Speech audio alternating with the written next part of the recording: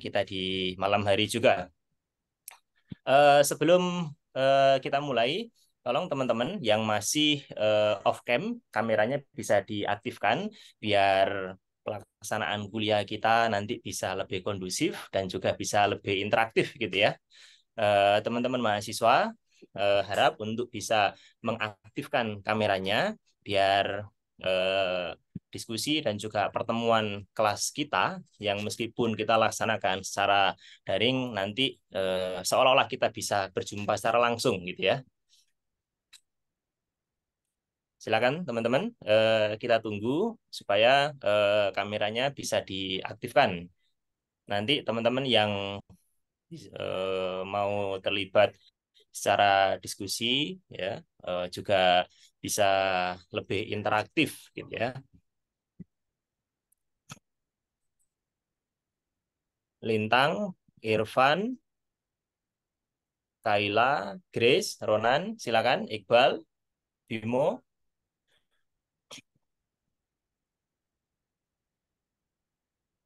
ayo yang lain. Iqbal, Yasmin, Cindy, Raffi.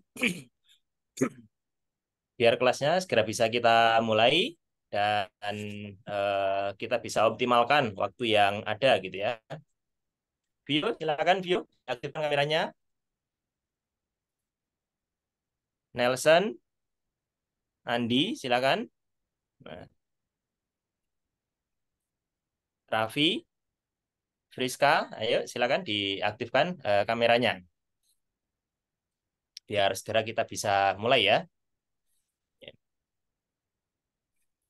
Oke, nanti sambil menunggu teman-teman, nanti akan diingatkan lagi. Tolong nanti operator juga bisa bantu mengingatkan supaya teman-teman selalu on cam agar diskusi kita bisa semakin menarik gitu ya. Baik, Bapak Ibu dan teman-teman semua. Bismillahirrahmanirrahim. Assalamualaikum warahmatullahi wabarakatuh. Waalaikumsalam Waalaikumsalam warahmatullahi warahmatullahi wabarakatuh. wabarakatuh. Selamat malam, salam sejahtera untuk kita semua. Bagaimana kabarnya Bapak Ibu dan teman-teman semua? Pada sehat ya? Pak Setio sehat Pak Setio? Alhamdulillah. Alhamdulillah sehat Pak Irfan. Alhamdulillah Pak Setio sehat. Bumin sehat nggih Bumin? Alhamdulillah. Alhamdulillah. Teman-teman juga yang on cam ini ada Irfan, Friska, Kaila, Iqbal dan teman-teman yang lain. Nelson mudah-mudahan juga teman-teman yang lain selalu berada pada kondisi yang baik, sehat sehingga bisa menjalankan tugas keseharian kita dengan baik juga. Bapak Ibu dan teman-teman sekalian, alhamdulillah pada malam hari ini kita bisa mengawali kuliah praktisi atau kuliah kolaborasi gitu ya, yang melibatkan praktisi. Beberapa pertemuan yang sudah dilakukan kemarin, terutama di kelas yang teman-teman ikuti semua, kita kelasnya adalah kelas secara reguler. Meskipun pendekatan yang dipakai adalah case base gitu ya, akan lebih bermakna lagi kalau misalnya kita juga bisa menghadirkan dan juga bisa sharing, mengambil ilmu dari para praktisi, sehingga praktek-praktek yang selama ini diterapkan pada perusahaan yang notabene adalah praktek di dunia nyatanya kita bisa dapatkan. Harapannya nanti bisa semakin mengakumulasi pemahaman kita semua berkaitan dengan mata kuliah yang kita pelajari. Nah, pada kesempatan yang baik ini, alhamdulillah praktisi yang nanti akan menemani kita mulai dari malam hari ini hingga insya Allah 3 pekan ke depan gitu ya, kita ditemani oleh Bapak Setio Budianto. Selamat malam Pak Setio. Selamat malam Pak Irfan, Bu Minarti, Alhamdulillah. Pak Oke. teman Selamat semua. malam. Sebelumnya kami ucapkan terima kasih sekali Pak Setio atas kesediaannya untuk sharing bersama kita semua gitu ya. Eh, untuk sharing dengan teman-teman mahasiswa, harapannya nanti ada transfer knowledge yang bagus gitu ya, yang teman-teman banyak mendapatkan dari konsep-konsep teori, kemudian nanti harapannya Pak Setio bisa membagi pengalaman yang ada di lapangan bersama dengan kami dan para mahasiswa. Teman-teman sekalian, perlu untuk kami sampaikan di pertemuan yang di awal ini, bahwa narasumber atau praktisi yang nanti akan menemani kita selama 3 kali pertemuan ke depan, Pak Setio, itu kalau kita lihat dari kurikulum vitae-nya, insya Allah nanti akan banyak sekali yang bisa kita dapatkan, yang akan di-sharingkan bersama kita semua. Kalau saya lihat dari work experience-nya gitu ya, banyak sekali ini. Mungkin saya lihat, saya ambil 5 terakhir 2019 gitu ya, itu beliau di CDCO PT Metranet. Kemudian 2020 2021 acting CEO PT Metra Plaza di bawah Telkom Indonesia. Kemudian di tahun berikutnya, di tahun yang sama 2020 2021 COO PT Metranet Telkom Indonesia Group. Kemudian sepertinya di 2021 dan 2022 ini sedikit geser, mungkin karena sama-sama BUMN gitu ya, di CEO PT Pos Finansial Indonesia di Pos Indonesia Group. Kemudian sejak 2022 hingga saat ini beliau menjadi Deputy Business Development Intraco PT Telkom Indonesia. Jadi banyak sekali pengalaman yang beliau miliki ya, dan mayoritas itu didapatkan selama beliau bekerja di PT Telkom gitu ya.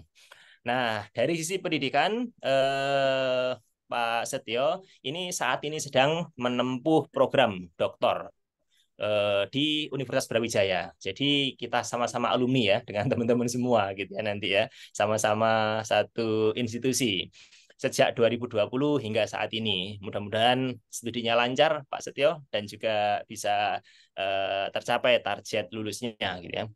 Kemudian Harvard Business School tahun ini juga berkaitan dengan disruptive strategy, kemudian Tsinghua University Digital Leadership, kemudian Alibaba Business School, Alibaba Netpreneur, dan berbagai macam pengalaman pendidikan dan kursus yang beliau tempuh gitu kan ya, yang tentunya nanti akan menambah apa namanya ilmu pengetahuan yang nanti akan kita dapatkan pada pertemuan kita pada malam hari ini gitu ya. Baik Bapak Ibu dan teman-teman sekalian, supaya waktu yang kita miliki nanti bisa kita optimalkan gitu ya. Kita awali, kita mulai saja, kita masuk ke acara inti, yaitu kuliah kolaboratif gitu ya, yang nanti juga Pak Setio akan menyampaikan studi kasus juga gitu ya, yang akan menambah proses pemahaman kita menjadi lebih baik. Untuk waktu kami persilakan kepada Pak Setio. Oke, baik. Terima kasih Pak Irfan atas kesempatannya. Bismillahirrahmanirrahim. Assalamualaikum warahmatullahi wabarakatuh. Waalaikumsalam warahmatullahi wabarakatuh. Mohon izin Bu Mintarti, Pak Irfan, serta teman-teman semua. Tadi udah disampaikan Pak Irfan ya terkait dengan apa namanya background saya. Tapi nanti mungkin saya akan cerita ya supaya apa storytelling ya terkait perjalanannya untuk pekerjaan dan juga pendidikan. Mungkin ada nanti yang bisa diambil oleh teman-teman semua. Jadi terkait dengan apa namanya untuk mata kuliah manajemen kinerja ya, terutama untuk manajemen kualitas, kali ini mungkin nanti akan saya sampaikan beberapa materi gitu ya.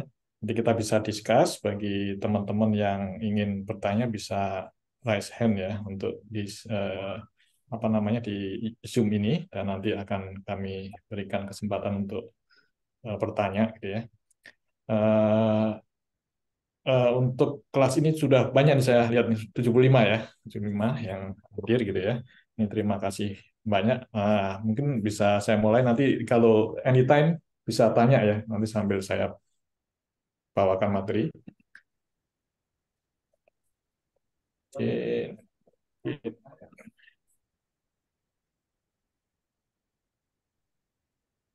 Sudah kelihatan ya, rekan-rekan semua? Oke, teman-teman, jadi untuk malam ini terkait dengan manajemen strategi dan tulisan salah ini manajemen strategi dan SDM itu kita coba awalin dengan mengelola kualitas, tapi nanti eh, everything yang terkait dengan related dengan manajemen strategi dan juga manajemen kinerja kinerja kita bisa discuss gitu ya. Jadi teman-teman juga nanti bisa akses di website saya ya, punya blog industritiobudianto.com. Nanti di sana juga saya sharing berbagai informasi, terutama terkait dengan strategi dan teknologi ya. Rekan-rekan teman-teman ya, ini adalah kurikulum vitae saya. Nanti sambil saya cerita, mungkin sharing pengalaman ya terkait perjalanan karir dan juga kerja ya di dunia nyata. Ini kan teman-teman tadi saya sampaikan oleh Pak Irfan di semester 5 dan 6 ya, Irfan ya, sama Bu Mintarti ya. Semester 5 dan 6. Nanti kan sebentar lagi mungkin kan lulus di semester 8 ya, 4 tahun gitu ya. Nah, itu nanti juga bisa saya ceritakan pengalamannya juga. Jadi saya itu ke dunia kerja ya, dunia kerja itu tahun 1996 setelah sekolah di STT Telkom Bandung gitu ya. Asli dari Kendal. Kendal itu mungkin Semarang coret ya. Kita di sebelah barat Semarang ya, sekitar 30 kilo gitu ya. 30 kilo dari Semarang. Jadi waktu itu lulus SMA, terus kemudian dapat ini ikatan dinas ya di Telkom, di sekolah di STT Telkom di Bandung. Sekarang namanya Telkom University. Ya, terus kemudian lulus kerja pertama itu saya ambil jurusan teknik telekomunikasi ya. Kerja mungkin tidak ini teman-teman semua, tidak sesuai dengan ininya ya. Artinya backgroundnya teknik ya, saya backgroundnya teknik, tapi di dunia kerja akan beda gitu. Waktu itu ditempatkan di Surabaya, saya tempatkan di Surabaya di Telkom Surabaya ya, regional 5 gitu ya. Di sana menjadi ini apa think tank ya, apa yang namanya untuk analisis pelaporan langsung di bagian analisa performansi lah, analisa performansi itu di sana pertama selama 3 tahun gitu ya. Kemudian beralih ke bisnis baru gitu ya, bisnis baru wireless gitu ya, bisnis baru wireless namanya dulu Sifon gitu ya. Setelah itu saya sudah umur umur mungkin tambah 28, 29 sudah mendapat untuk ini ya amanah untuk kepala seksi waktu itu langsung kepala seksi gitu ya. Dan tentunya menghandle untuk tim itu sudah di atas saya gitu, di atas saya. Jadi pengalaman di situ untuk leadership, jadi umurnya lebih tua dari saya gitu ya. Jadi gitu teman-teman. Jadi nanti kalau teman-teman lulus ya, lulus itu apply gitu, mungkin tidak sesuai dengan keinginan ya. Artinya saya backgroundnya manajemen gitu, saya eh, ditempatkan di lingkungan terkait dengan manajemen, nggak mungkin bisa juga di tempat yang lain gitu ya. Tapi kuncinya adalah SKA teman-teman, SKA ya, skill, knowledge, attitude ya, skill, knowledge, attitude. Jadi kita skill harus diasah terus, termasuk knowledge-nya. Yang terpenting adalah attitude ya, integritas itu yang utama gitu ya. Integritas itu yang utama, kemudian juga responsif, loyal gitu ya ke atasan gitu ya. Itu yang perlu dipegang. Terus itu kemudian karir dari kepala seksi terus kemudian asisten manajer, kemudian manajer gitu ya. Manajer itu beberapa bagian saya di manajer di mulai apa namanya? Di ini saya cantumkan di 2006 ya, 2006 yang menjadi manajer untuk operation and maintenance. Nah, di sini terkait dengan quality juga berperan penting gitu ya. Waktu itu tugasnya adalah memberikan layanan ya teknik supaya orang itu melakukan telepon itu tidak putus gitu. Tapi ini pertama kali Telkom itu punya apa namanya CDMA teknologi ya. Jadi di Surabaya itu namanya Sifon gitu ya. Jadi di sisi setiap unit itu punya tanggung jawab sendiri. Ini pembelajaran kan di manajemen kinerja ya, itu juga punya target sendiri. Jadi waktu saya di Operation and Maintenance Manager itu menjaga agar kualitas layanan telepon berkomunikasi itu bagus. Itu namanya eh, ASR istilah tekniknya, answer success ratio gitu ya. Bagaimana kita menjaga telepon itu untuk berkomunikasi itu sukses gitu, panggilan pertama sukses. Nah ini kualitas itu perlu dijaga. Jadi setiap lini itu punya apa namanya KPI ya, istilahnya Key Performance Indicator gitu ya, Key Performance Indicator. Di bagian saya di teknik waktu itu ya kita menjaga performansi network bagus, jaringan bagus. Di sana kan ada pemancar juga yang namanya BTS gitu ya. Pemancar itu bagaimana pemancar itu selalu hidup, tidak putus gitu ya. Di unit yang lain, kalau di suatu perusahaan itu ada bagian finance. Bagian finance itu juga punya KPI sendiri. Bagian finance, pencatatan keuangan, terus dia membuat reporting, dan lain sebagainya. Nah, kemudian ada bagian sales. Bagian sales tugasnya menjual. Bagaimana dia KPI-nya, Key Performance Indicator kan, Key Performance Indicator-nya bagaimana menjual suatu produk dengan target tertentu, misalnya sebulan menjual harus ada pelanggan telepon baru 1.000 gitu ya targetnya itu. Jadi masing-masing itu sudah ada KPI-nya sendiri. Nanti akan coba kita dalemin dalam kuliah selanjutnya ya, jadwal kuliah kedua mungkin dan ketiga gitu ya. Yang kedua terkait apa namanya pengukuran kinerja, dan yang ketiga terkait dengan review ya kinerja gitu ya. Nah, itu teman-teman semua, jadi di suatu perusahaan ya, masing-masing unit ada KPI-nya, terus ke atas di unit, misalnya saya ditempatkan di Jawa Timur gitu ya, yang waktu saya di Jawa Timur ya, paling atas ya kepala divisinya istilahnya itu bertanggung jawab, punya KPI juga, dia revenue pendapatan berapa gitu ya, seperti itu. Kemudian saya pindah ke anak perusahaan Telkom sebagai general manager gitu ya, general manager business development waktu itu di Metranet gitu ya, itu terkait digital business. Digital business Telkom mendirikan suatu anak perusahaan yang khusus fokus ke digital, yaitu PT Metranet ini. Nah, saya di situ pindah ke Jakarta dari Surabaya itu sebagai GM untuk business development. Tugasnya adalah KPI-nya adalah mendevelop bisnis baru di PT Metranet ini. Jadi bisnis-bisnis terkait dengan digital. Di dalamnya ada games ya, ada musik dan lain sebagainya. Dan di waktu tersebut juga saya mendapat tugas ya untuk stay di Seoul, Osaka, dan Tokyo. Waktu itu saya tinggal di sana di Seoul, kemudian tinggal di Osaka dan tinggal di Tokyo. Tugasnya adalah mencari partner game untuk publish di Indonesia gitu ya. Termasuk waktu itu ada di apa namanya, di sana ada Capcom gitu, game-game yang bagus-bagus dari Korea, dari Jepang kita bawa masuk ke Indonesia. Kemudian di Indonesia kita provide namanya payment-nya, cara pembayarannya gitu ya. Di Google Play mungkin teman-teman kan sudah tahu ya, Google Play kan ada metode pembayaran kan, metode pembayaran menggunakan kartu kredit, menggunakan apa namanya bank, juga ada potong pulsa gitu ya. Jadi kami di Telkom provide platform untuk payment potong pulsa. Jadi kalau beli game apa item-item di game itu bisa menggunakan potong pulsa Telkomsel gitu ya. Nah, itu kami bawa, tugas saya waktu di Seoul gitu ya. Saya kos di sana.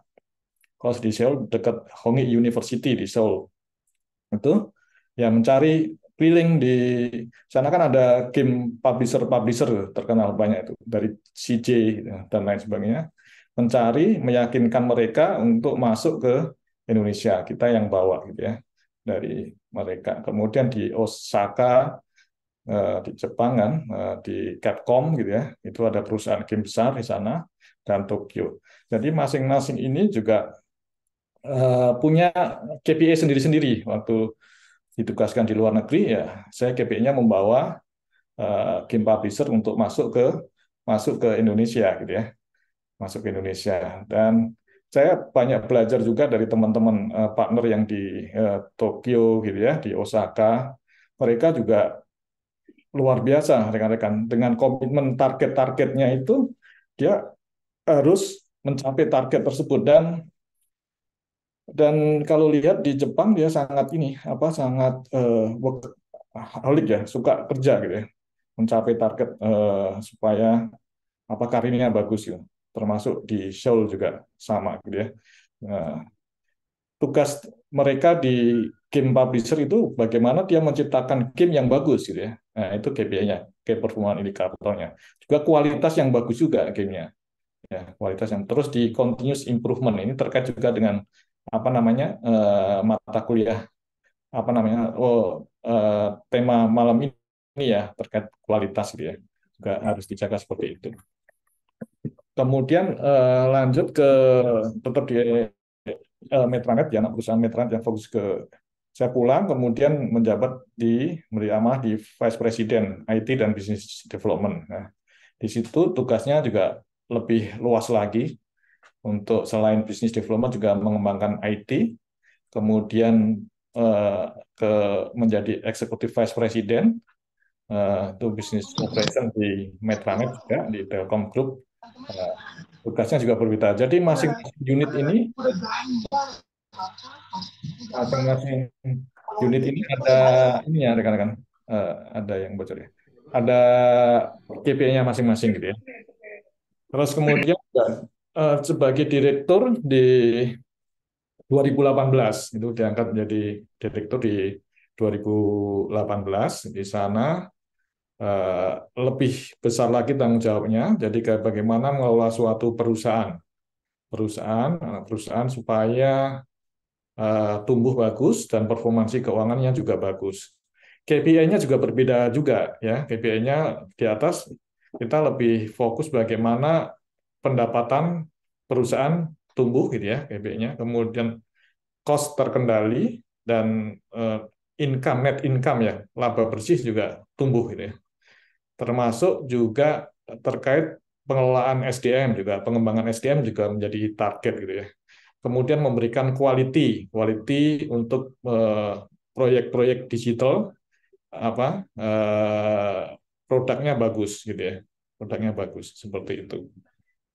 Kemudian juga di saat yang bersamaan juga mendapat amanah di PT Metra Plaza. Itu mungkin teman-teman tahu ini ya, plaza.com dulu ya, plaza.com kalau masih mungkin belum ini ya, belum tahu ya. Dulu ada plaza.com, kemudian ada belanja.com gitu ya. Belanja.com yang seperti inilah seperti Tokopedia gitu ya. Tapi miliknya Telkom gitu ya. Nah, itu kan persaingan sangat ketat itu. Ada istilahnya GTV dengan Key Performance Indicator ada GTV, Gross Transaction Value gitu ya. Gross Transaction Value itu eh, jumlah uang yang ditransaksikan di suatu eh, apa e-commerce gitu ya. E-commerce itu ada seperti Tokopedia, seperti Bukalapak gitu kan. Telkom punya Metra apa namanya belanja.com. Tapi kita kurang berhasil ya untuk main B2C itu kita kalah ya. Karena mainnya waktu itu Tokopedia dan lain sebagainya itu mainnya ada diskon-diskon gitu ya, pengiriman gratis dan lain sebagainya. Jadi kita saya mendapat tugas bagaimana itu pivoting. Jadi kalau istilahnya kalau dalam suatu inisiasi bisnis baru dia gagal gitu, kita Telkom udah mengeluarkan banyak gitu ya uang untuk perusahaan ini, Metra Plaza ini gagal kalah bersaing gitu ya. Kita pivoting melakukan explore bisnis baru gitu, dibelokin istilahnya. Yang tadinya B2C menjadi B2B, gitu ya. Bisnis to bisnis. Jadi kita mainnya istilahnya bisnis to bisnis untuk jualan itu menggunakan platform brandnya Padi UMKM gitu ya. Itu untuk di BUMN, Padi UMKM mainnya di B2B dan alhamdulillah sekarang sudah bagus ya B2B itu. Jadi kalau ada suatu perusahaan mencari supplier gitu, terutama ini di awalnya di BUMN ya, dia bisa beli dari UMKM atau dari perusahaan yang apa namanya menaruh produknya di marketplace kita namanya Padi UMKM, itu dia beli di situ gitu ya. Itu B2B, mainnya B2B. Nah, itu seperti itu. Kemudian setelah dari Metronet dapat penugasan di PT Pos ya, terutama masalah Pos Finansial Indonesia. Jadi PT Pos itu produknya tidak hanya logistik ya, pengiriman surat, pengiriman paket, tetapi ada financial bisnisnya juga. Jadi di kantor-kantor pos itu menyediakan pembayaran PBB, bayar PLN, beli pulsa dan lain sebagainya bisa di kantor pos, termasuk beli beli e-materi juga bisa di kantor pos. Nah, kita di sana saya mendapat amanah kita ciptakan Postpay. Postpay, jadi aplikasi Postpay itu sehingga tidak perlu datang ke kantor pos gitu ya. Bisa semua dilakukan dengan Postpay. Nah, ini juga tantangan tersendiri kan. Tantangan sendiri di apa namanya di pos, bagaimana pos yang semula waktu itu wah, karyawan demo dan lain sebagainya ya, karena pembayaran gaji terlambat dan lain sebagainya, bagaimana mereka melakukan transformasi bisnis. Transformasi, alhamdulillah sekarang pos itu sudah bagus, jadi secara net income, cash flow gitu. Cash flow-nya itu sudah bisa menghidupin karyawan dan bahkan lebih gitu, bisa memberikan bonus gitu ya. Nah, itu di pos itu seperti itu. Jadi rekan-rekan nanti kalau dunia diterjun ke bisnis, kuncinya suatu perusahaan itu cash flow ya, cash flow itu uang yang berputar gitu ya. Jadi untuk membiayai bisnis, untuk membayar gaji dan lain sebagainya itu kita ada. Nah, itu waktu di pos ya. Jadi sekarang ada dua bisnis itu. Dan sekarang yang setelah dari pos mendapat tugas dari kementerian juga balik lagi ke Telkom gitu ya. Ke Telkom. Telkom sedang melakukan transformasi. Nah, Telkom sedang melakukan transformasi untuk bisnis baru ya. Bisnis baru. Eh, ada IndiHome ya, IndiHome yang ada di Telkom itu dipindahin ke Telkomsel. Itu proyek namanya Fixed Mobile Convergence gitu ya. Jadi antara telepon sama mobile phone ya yang dipakai teman-teman juga itu dengan IndiHome akses di rumah itu nanti menjadi satu kesatuan. Jadi kita cukup berlangganan satu Telkomsel One itu nanti akan saya berikan contohnya. Nah, itu juga tantangan bagaimana menjaga kualitas dan lain sebagainya itu cukup cukup ini ya challenging gitu ya. Nah, kemudian di sisi lain yang saya ini sekarang lagi inisiasi bisnis baru untuk infrastruktur infrastruktur. Kita targetnya adalah anak perusahaan baru Infraco. Jadi mengelola semua serat optik ya, fiber optik untuk network gitu ya. Jadi kalau rekan teman-teman akses internet dari misalnya di kampus atau di rumah gitu ya. Nah, itu kan biasanya dari akses WiFi gitu, itu di belakangnya itu ada serat optik, kabel optik ya, menuju ke kantor Telkom, kemudian kita naikkan sampai kalau aksesnya ke apa namanya ke Google atau YouTube gitu kan, berarti ke luar negeri gitu ya. Jadi ada pusatnya luar negeri, kita ada beberapa pusat di Batam, terus kemudian koneksi ke Singapura. Nanti saya jelaskan juga. Itu jadi rekan-rekan untuk experience yang selama ini nanti dalam kuliah ini nanti akan saya berikan contoh-contohnya ya, case-case study-nya. Kemudian untuk pendidikan, kebetulan kalau di Telkom ini cukup ini ya, artinya cukup bagus ya, company yang cukup bagus gitu ya. Dan mudah-mudahan teman-teman di Unibro ini, teman-teman di kelas manajemen ini bisa ada yang masuk di Telkom gitu ya. Kalau di Telkom uh, itu experience-nya yang saya rasakan selama ini cukup bagus dari sisi karir maupun dari sisi knowledge ya, peningkatan knowledge kita. Nah, jadi kalau kita bagus kerjanya, kemudian keinginan belajar bagus, itu insya Allah bisa karirnya di Telkom juga bisa bagus gitu ya. Jadi di situ saya juga selama di Telkom juga mendapat banyak kesempatan ya untuk meningkatkan skill knowledge gitu. Uh, itu kemudian waktu lulus dari Telkom University Kemudian sambil kerja saya kuliah di ITS gitu ya, ambil jurusan Magister Information Technology. Itu saya juga kuliahnya malam itu. Waktu itu tinggal di Surabaya, kuliahnya malam, Selasa sampai Kamis malam itu kuliah. Kemudian juga di leveling mendapat kesempatan juga untuk belajar di US ya, di Arizona gitu ya, di Thunderbird School of Global Management itu belajar terkait dengan international leadership. Jadi kelemahan kita di bangsa Indonesia itu beda dengan di ini ya India gitu ya, sama orang-orang India kan udah mendunia dia, banyak di perusahaan-perusahaan besar di Google, dipimpin India, Microsoft dan lain sebagainya itu banyak orang-orang India.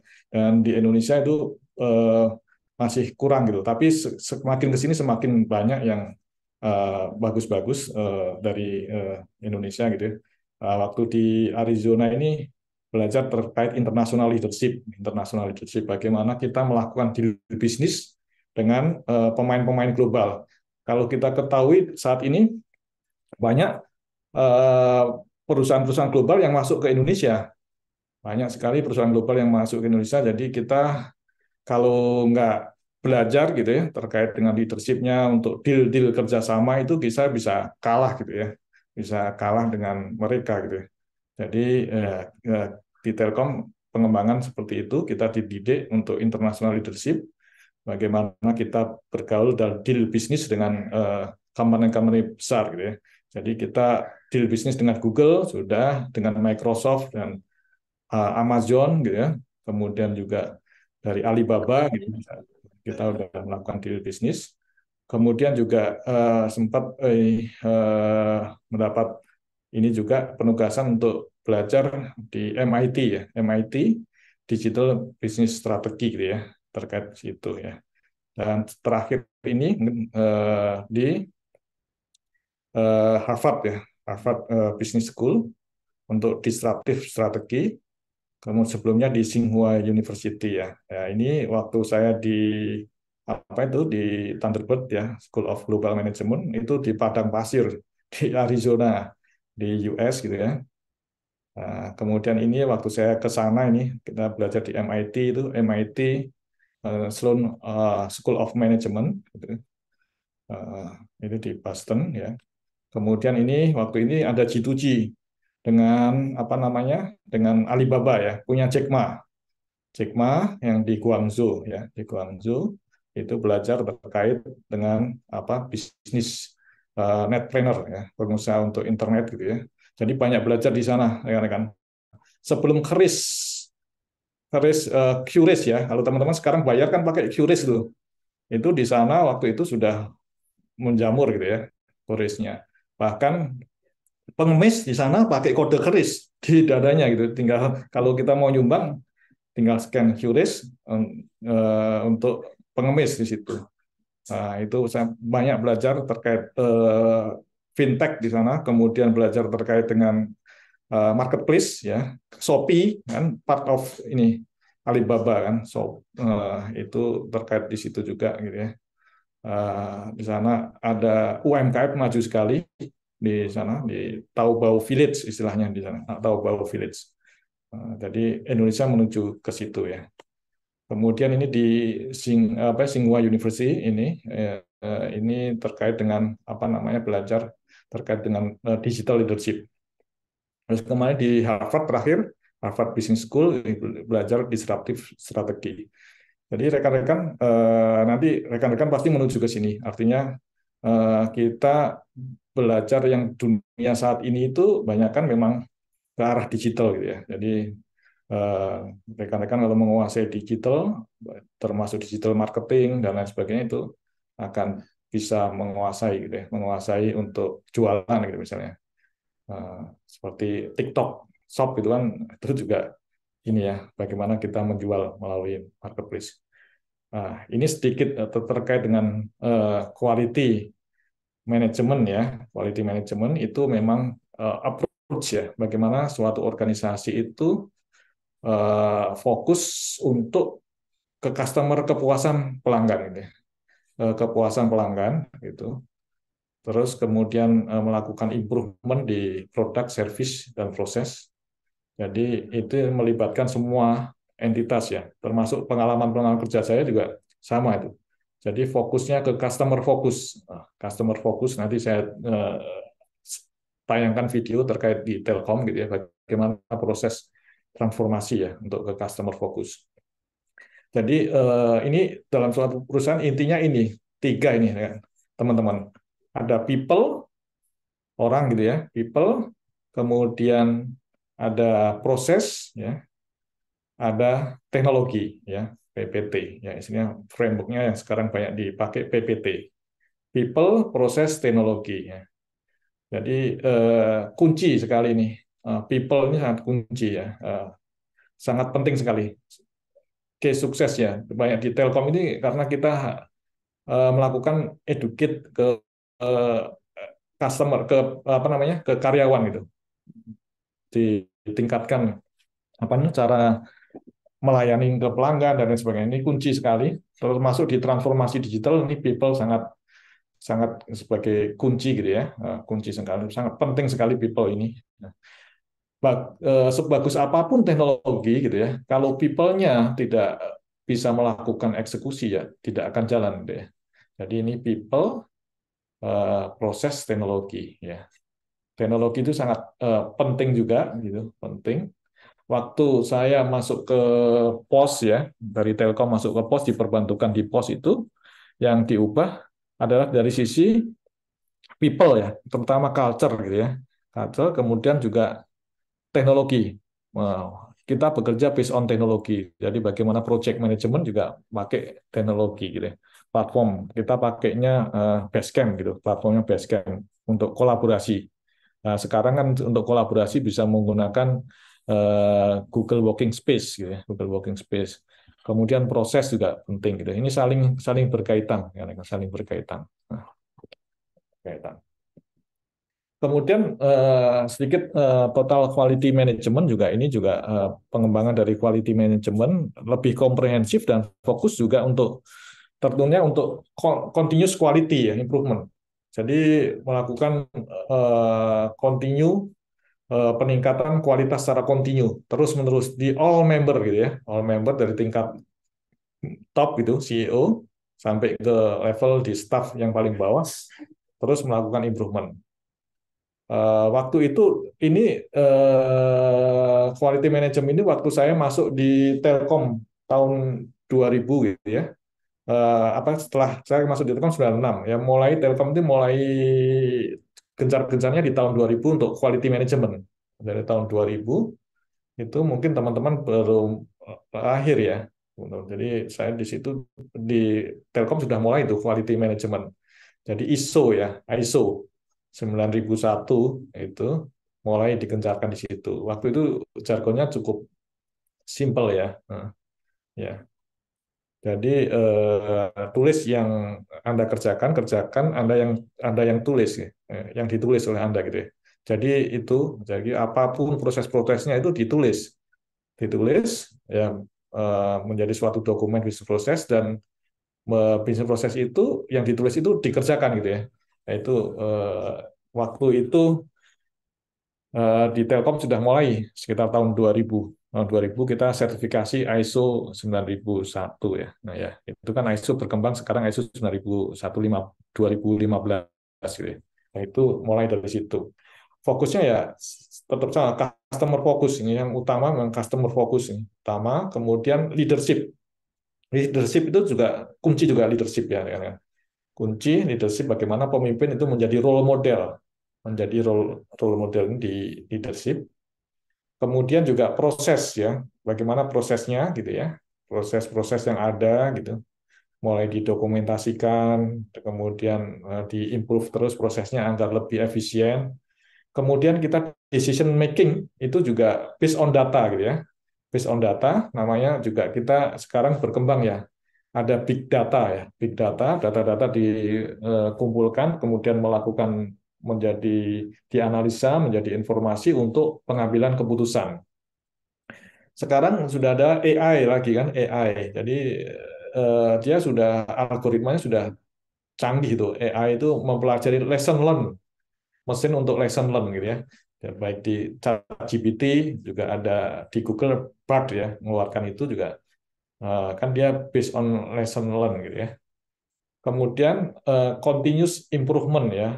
Kemudian kalau kita kan biasanya pakai PDCA ya, plan, do, check, action gitu ya. Plan, do, kita planningkan dulu, kemudian dieksekusi ya, dilakukan, kemudian dicek gitu ya, dicek apakah sesuai dengan target, kemudian action untuk improvement ya. Sama dengan manajemen kinerja juga seperti itu. Jadi kalau di kita Telkom itu membuat RKAP ya, rencana rencana kegiatan anggaran ya, ya program. Nah, jadi kita biasanya bulan-bulan ini kita bikin planning untuk tahun depan gitu. Nah, kita planningkan untuk tahun depan termasuk program-programnya apa yang akan dilakukan, kemudian dieksekusi kan, dikerjakan sesuai dengan program tersebut, eksekusi, kemudian dicek, rutin dilakukan pengecekan mingguan gitu. Kalau ada yang perlu diimprove, langsung action to improve. Gitu. Nah, simple PDCA, plan, do, check, action gitu ya. Plan, do, check, action. Nah, kemudian kita melibatkan employee involvement semua ya. Employee involvement kita libatkan dari atas sampai bawah. Kita libatkan dari biasanya ada meeting di hari Senin itu meeting di level divisi misalnya di level divisi, terus kemudian di level divisi itu akan kepala divisinya kan punya GM gitu ya, GM-nya itu juga hari Selasanya menindaklanjutin hasil meeting itu gitu ya. Di situ cara cascading. Tapi sekarang meeting kebanyakan kita di Telkom sudah ini kan sudah based on online semua gitu ya. Kalau ada hari-hari tertentu baru fisik gitu ya. Nah, semua serba online gitu. Kemudian juga ada supplier partnership. Nah, ini penting gitu ya. Karena kunci kita bermain fokus ke core kita, core bisnis kita.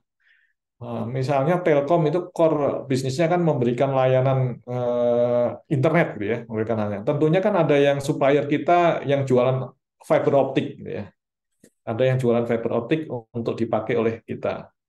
Kemudian ada yang dia jualan satu daya itu power listrik gitu ya, ada juga gitu ya. Nah, itu juga juga diimprove juga ikut kita kasih namanya SLA, Service Level Agreement gitu ya.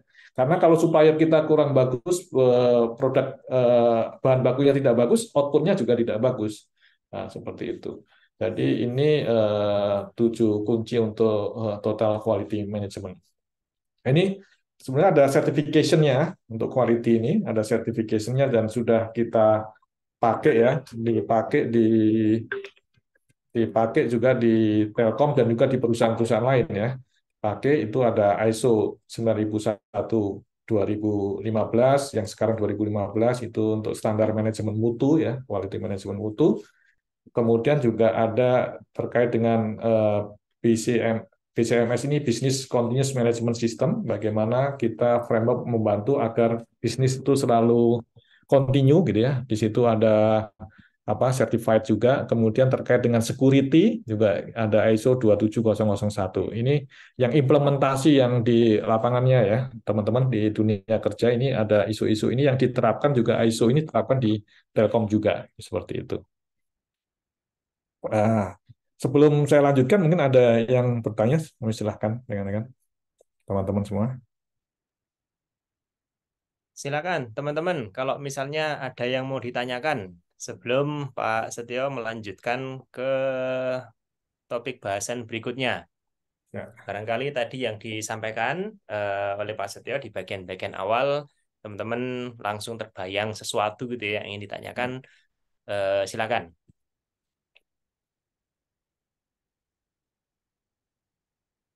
Sepertinya belum ada Pak Setio. Belum ada, baik, baik. Oke. Belum ada, mungkin saya izin lanjut untuk Ya. selanjutnya. Mungkin bisa rekan teman-teman bisa nonton video ini ya, nanti mungkin bisa disampaikan pendapatnya ya dengan teman-teman semua.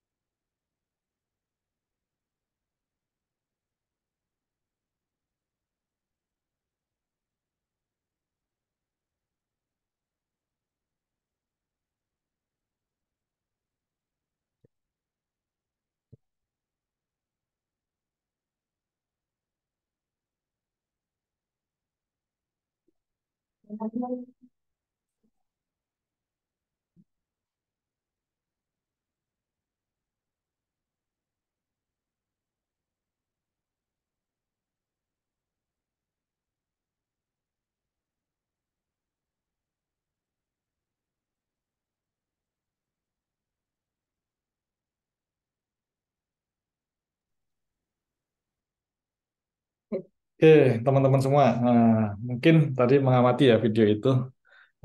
Mungkin bisa sharing nih dari teman-teman apa yang dilihat. Silakan coba apa yang diamalin dari video tadi. Silakan.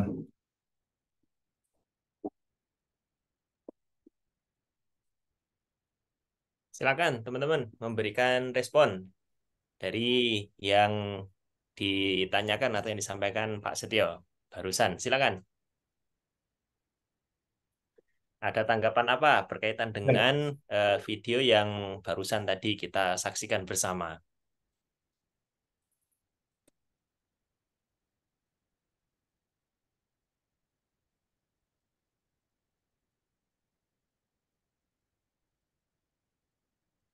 Ayo rekan-rekan, teman-teman semua, bebas aja, nggak usah khawatir. Eh, Apa yang dilihat tadi?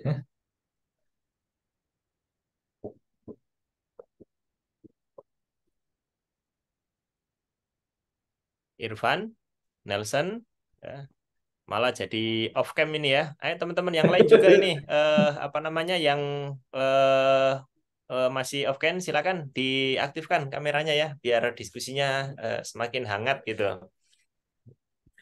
Raffi, Cindy, Yasmin, Akil, ayo silakan teman-teman yang lain juga bisa diaktifkan kameranya.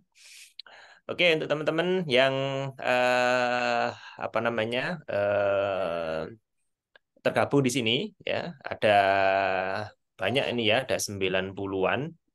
Kemudian teman-teman yang on cam, Iqbal, kemudian ada Septina, Kaila. Silakan kalau ada tanggapan dari video yang barusan tadi kita saksikan bersama. Iya,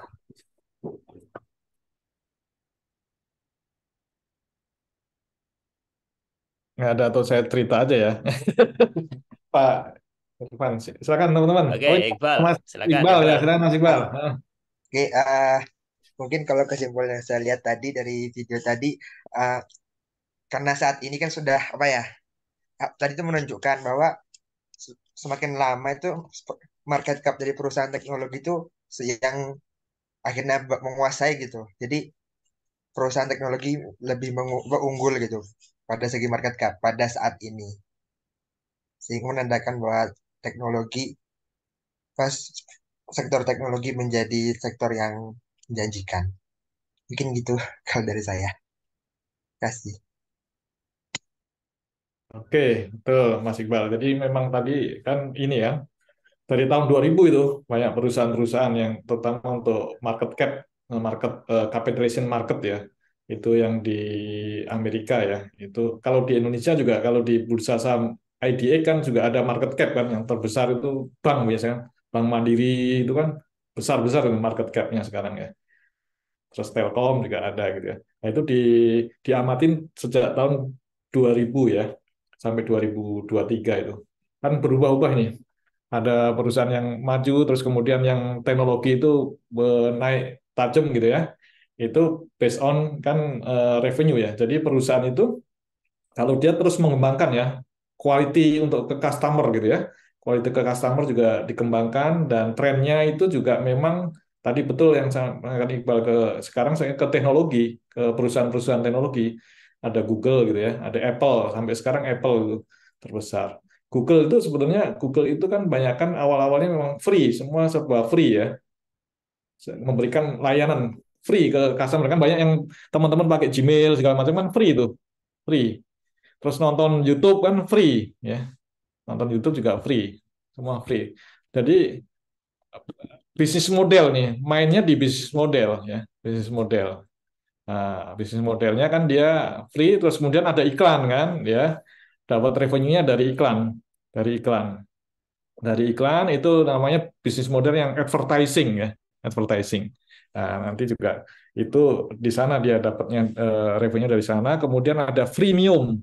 Premium itu kasih free, kemudian kalau dia beli yang YouTube kan sekarang ada yang premium ya, YouTube premium tanpa iklan ya, itu dia bayar ya, tanpa iklan, itu freemium namanya, freemium, premium. Nah, model bisnis itu berkembang. Nah, namanya nanti bisnis model innovation. Ini bisnis model innovation ini saya banyak belajar juga dari Google partner gitu ya. Seperti itu bisnis model innovation. Bagaimana meng-create bisnis, menghasilkan uang dan fokus ke customer. Iya, fokus ke customer. Nah, ini ditiru juga teman-teman di kita di Tokopedia gitu kan. Kemudian Gojek gitu kan. Pertama kan kasih diskon, kasih apa itu? Free, pengiriman free dan lain sebagainya kan. Nah, tapi itu harus dijaga juga. Nanti juga saya cerita bagaimana konsep seperti itu. Nah, itu mulai ke situ. Jadi bagaimana kuncinya adalah pelanggan, kita memberikan layanan ke pelanggan yang bagus.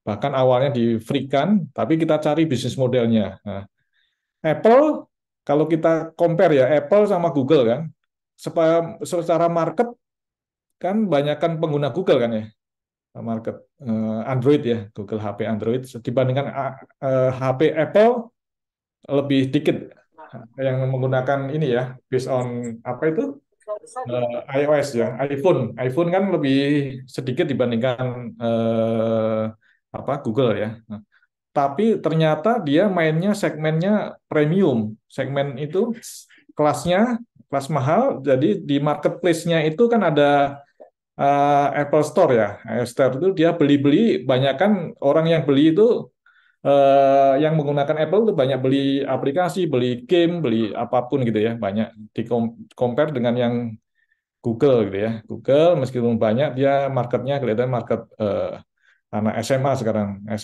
SMA kuliah gitu kan. Nah, tapi kuliah juga sekarang saya lihat juga banyak yang pakai iPhone ya. iPhone. Nah, itu kuncinya seperti itu. Jadi bagaimana kita memberikan layanan yang bagus ke customer, kemudian how to monetize gitu ya. Nah, kalau Google kan mainnya traffic banyak yang nonton gitu, banyak nonton bahkan mengundang YouTuber untuk publish kan konten-kontennya di YouTube ya. Itu kan sistemnya revenue sharing tuh, revenue sharing. Sebagai YouTuber dia dapat share sekitar 70%. Saya juga YouTuber ya. Nanti kalau mau subscribe Setio Budianto channel ada di YouTube. YouTuber. Jadi saya juga dapat uang dari situ. Hah? Sambilan traveling jalan-jalan direkam gitu kan, terus dipublish kan kita dapat revenue juga pendapatan dari YouTube situ menghasilkan uang. Nah, itu juga konsep-konsep ini nih menarik gitu untuk teman-teman yang kuliah di manajemen juga kan ya. Itu bagaimana konsep bisnis model seperti apa yang bagus, cocok itu. Banyak menarik sekali dari dunia ini. Kalau kita ingin terus belajar pasti itu menarik. Saya enjoy juga kerja apa itu di Telkom gitu, di mana enjoy karena banyak terkait dengan teknologi, terkait dengan dunia bisnis baru gitu. Nah, itu seperti itu. Dan trennya tadi kan ada yang Arab apa itu yang masuk ke global sana itu perusahaan global itu ada Arab kan memang waktu itu harga minyak yang lagi naik sehingga market cap-nya dia tinggi. Tapi yang sustain lama itu ya perusahaan-perusahaan yang fokus ke customer ya, fokus ke customer, menjaga kualitas customer. Jadi customer banyak ya, crowd datang kan. Ini istilahnya kalau kita belajar itu menggunakan platform thinking, platform thinking. Platform thinking itu bagaimana kita memberikan suatu wadah sehingga banyak orang crowd di situ. Seperti TikTok ya, TikTok kan crowd, banyak yang datang tuh. Oh, banyak yang datang. Terus crowd itu how to monetize, bagaimana kita mengconvert yang crowd traffic tadi itu menjadi revenue, menjadi uang gitu. Itu kuncinya kan, kuncinya di situ crowd gitu, mereka crowd di situ. Nah, crowd bagaimana how to create money dari crowd traffic gitu, traffic itu. Nah, nanti ini menarik nanti kalau ada ilmunya mungkin ada mata pelajarannya ada nggak di manajemen ya terkait ini Pak Irfan tadi? Belum kayaknya, Pak. Belum ya. Ya. Wah, ini ilmunya ini menarik banget dan kita bisa bisa create bisnis sendiri itu. Create bisnis sendiri di situ. Nah, itu menarik gitu ya. Kemudian kemudian akan saya lanjutkan tadi, terima kasih ke Mas Iqbal. Jadi kuncinya situ, dan sekarang trennya kan teknologi. Bagaimana kita membantu ya, membantu apa namanya orang untuk menyelesaikan sesuatu. Kalau kemarin belajar di Harvard ya, Harvard Business School itu namanya jobs to be done. Nah, jobs to be done. Bagaimana kita meng-create suatu produk untuk membantu customer kita menyelesaikan sesuatu gitu. Itu kunci di situ. Bagaimana kita membuat suatu produk yang membantu apa namanya customer kan, pengguna gitu ya, customer pengguna. Nah, itu kunci di situ. Seperti kita internet ya, internet ada HP ya, kemudian ada IndiHome ya di rumah. Ya, kita akan mensolusikan mengkonvergens. Nah, sekarang prosesnya akan mengkonvergens antara HP dengan akses di rumah internet. Kan sekarang beda-beda, billingnya juga beda-beda gitu ya. Nanti saya ceritakan di akhir apa namanya kuliah malam ini gitu ya, seperti itu. Nah, sebelum ke sana mungkin saya lanjutkan dikit dulu. Ini terkait ya.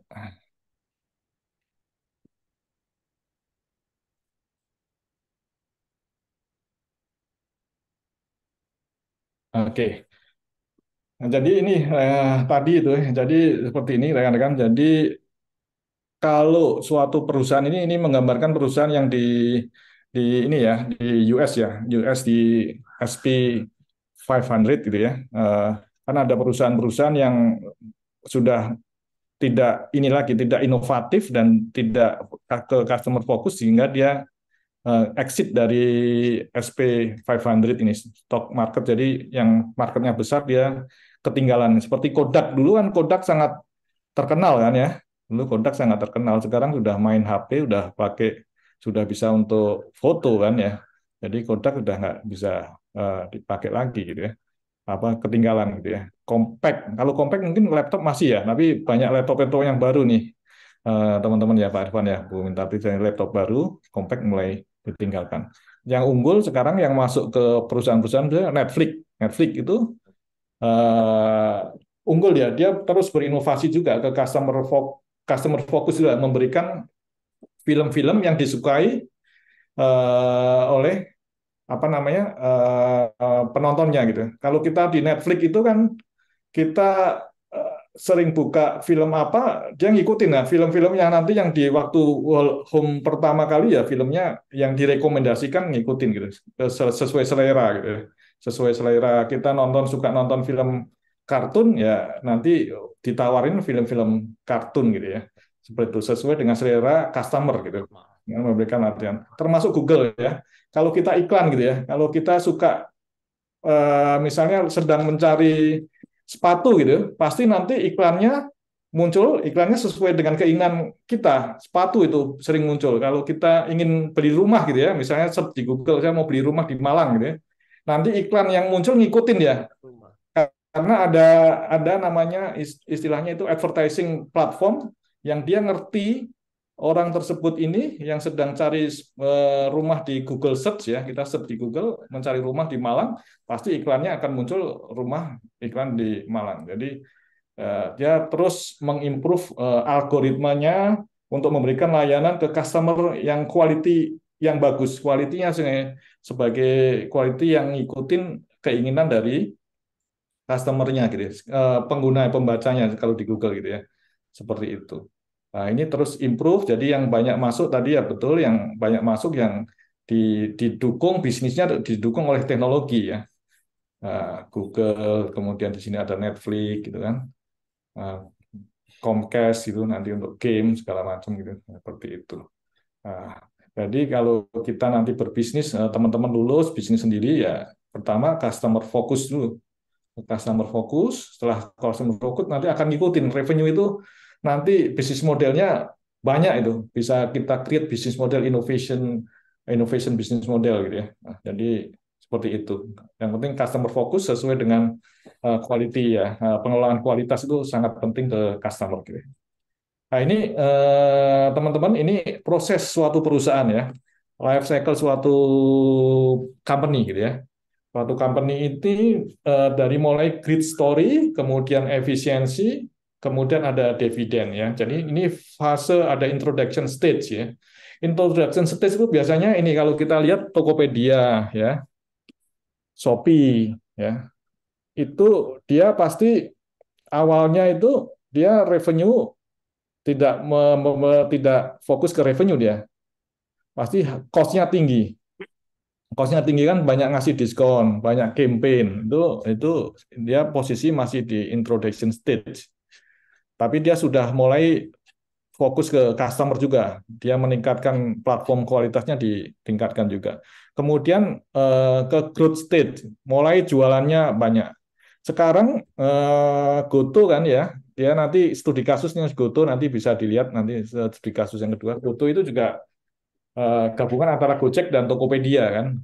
Gojek dan Tokopedia juga sales-nya mulai meningkat, tapi dia cost-nya mungkin sekarang reduce cost ya, mengurangi cost-nya. Jadi tidak gencar lagi memberi diskon, tidak memberikan free delivery ya, pengiriman dan lain sebagainya ya.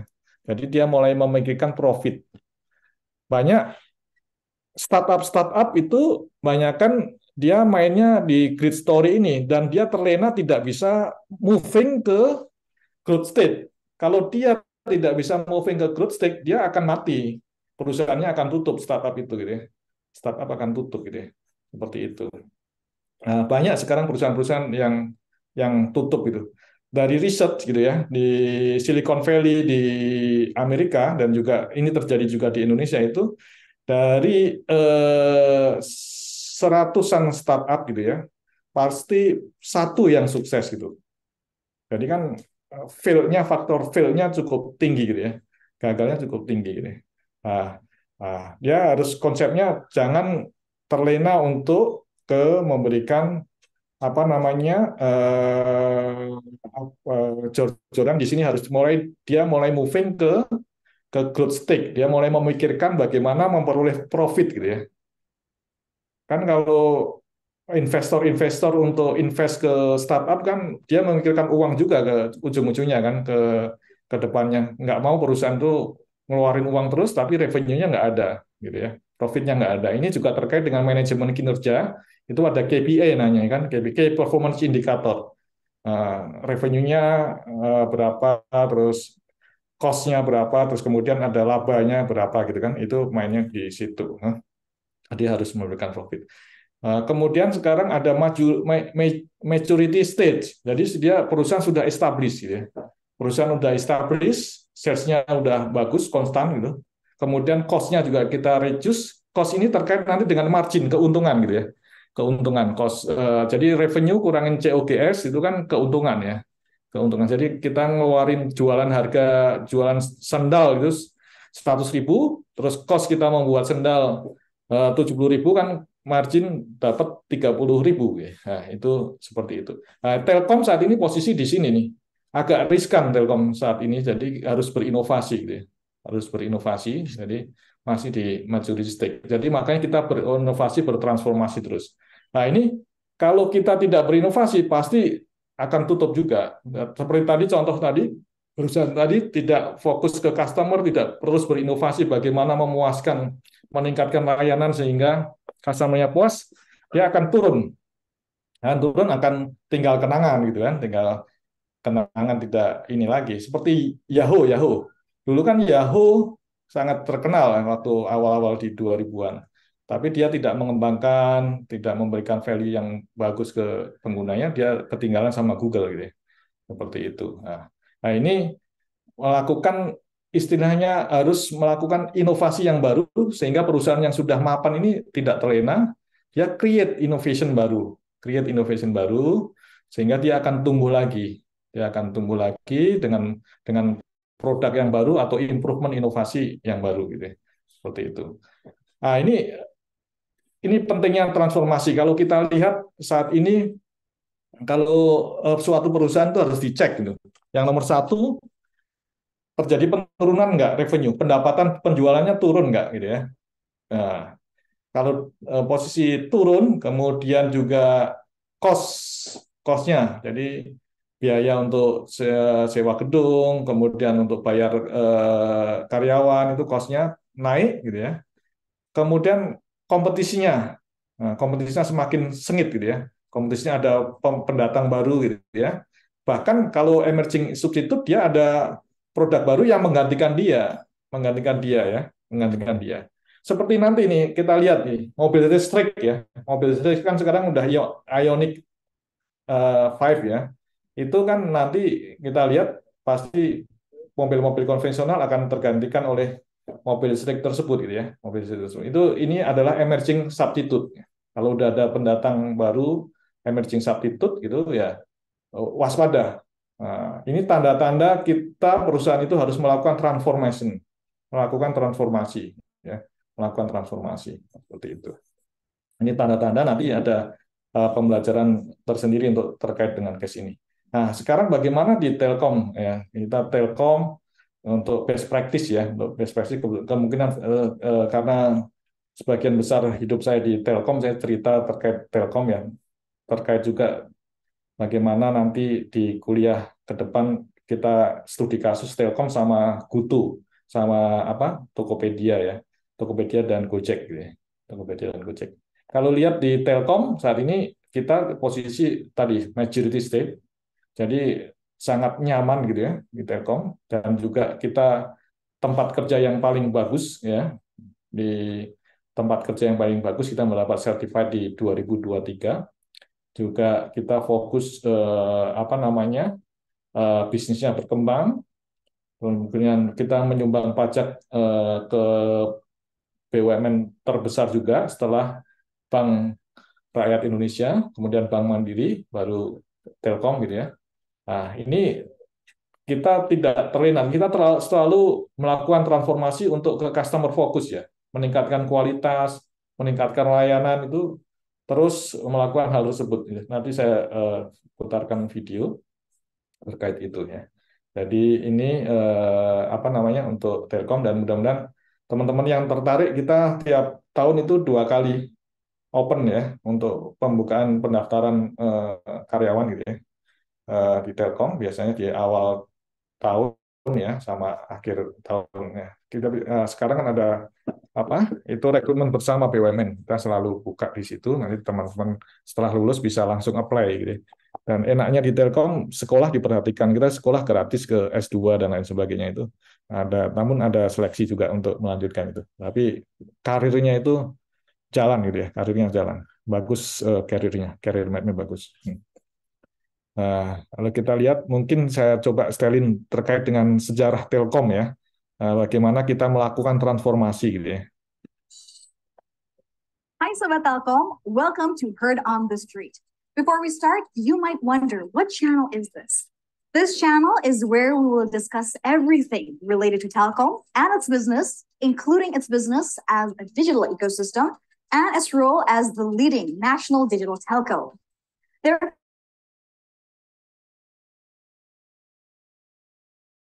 Channel and drop us your comment in the comment box.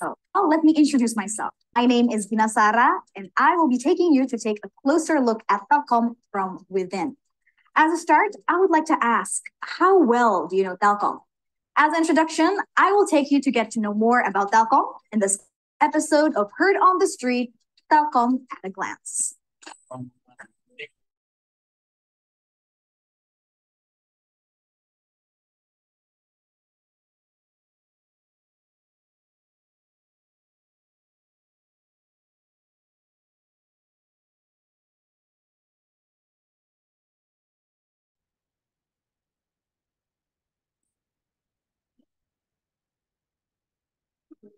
PT Telkom Indonesia Persero Tbk, or Telkom in short, the state-owned information and communications technology enterprise and telecommunications network in Indonesia.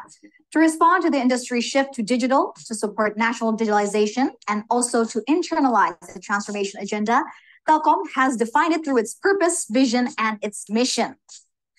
Telkom has the vision to be the most preferred digital telco to empower the society.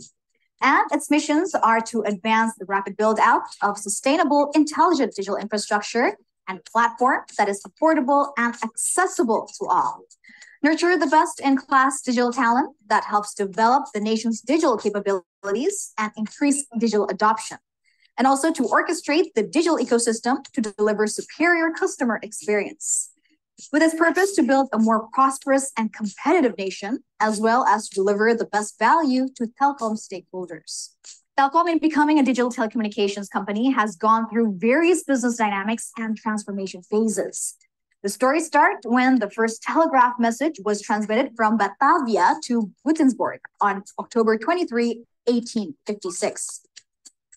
Then in 1961, the Indonesian government established the State Postal and Telecommunications Company, or PN Postel. Moving forward, on July 6, 1965, the Indonesian government separated post and telecommunication services. And at that time, Perusahaan Negara Telekomunikasi, or PM Telekomunikasi, was established. This date then has been declared as the founding date of Telkom Indonesia. Then, in 1974, through PP number 36 of 1974, PN Telekomunikasi was then split into Indonesian Public Telecommunications Company, or Perumtel. In 1991, the company's status changed to state-owned limited liability company, Persero, PT Telekomunikasi Indonesia.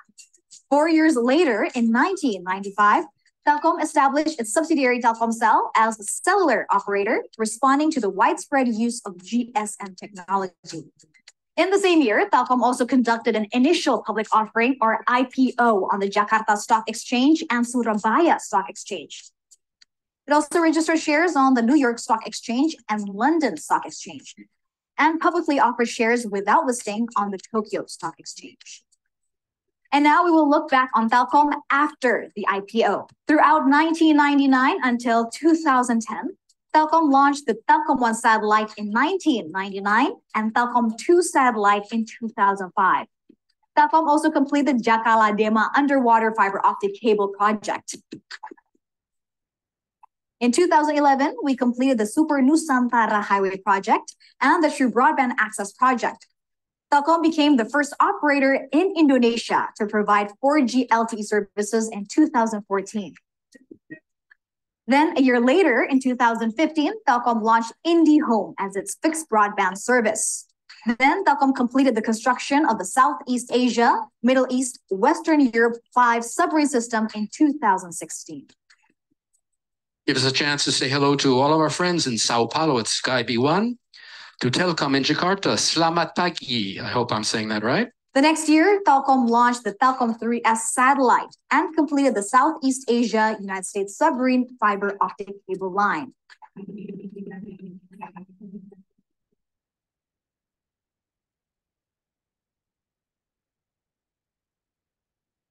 In 2018, the Merah Putih satellite was launched and the construction of the Indonesia Global Gateway submarine cable was completed.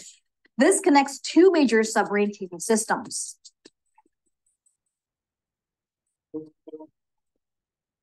Then we will move on to 2019, where Telkom Group acquired 2,100 towers owned by Indosat Ooredoo through Mitratel.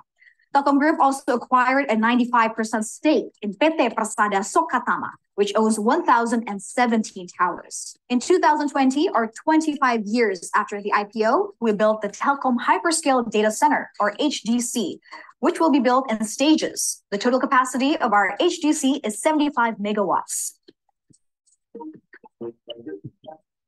Besides that, Telkom also signed an unconditional sale and purchase agreement for the sale of 6,050 telecommunication towers from Telkomsel to Mitratel. Then the following year, in 2021, Telkomsel officially launched its 5G services on May 27. In that year, Telkom already have 26 data centers and constructed the hyperscale data center. Mitratel, Telkom's subsidiary, also successfully conducted an IPO on November 22, 2021. And in 2022, our first stage of Cikarang Hyperscale Data Center has been completed, where we also did the groundbreaking hyperscale data center in Batam, which will be built in 3 stages.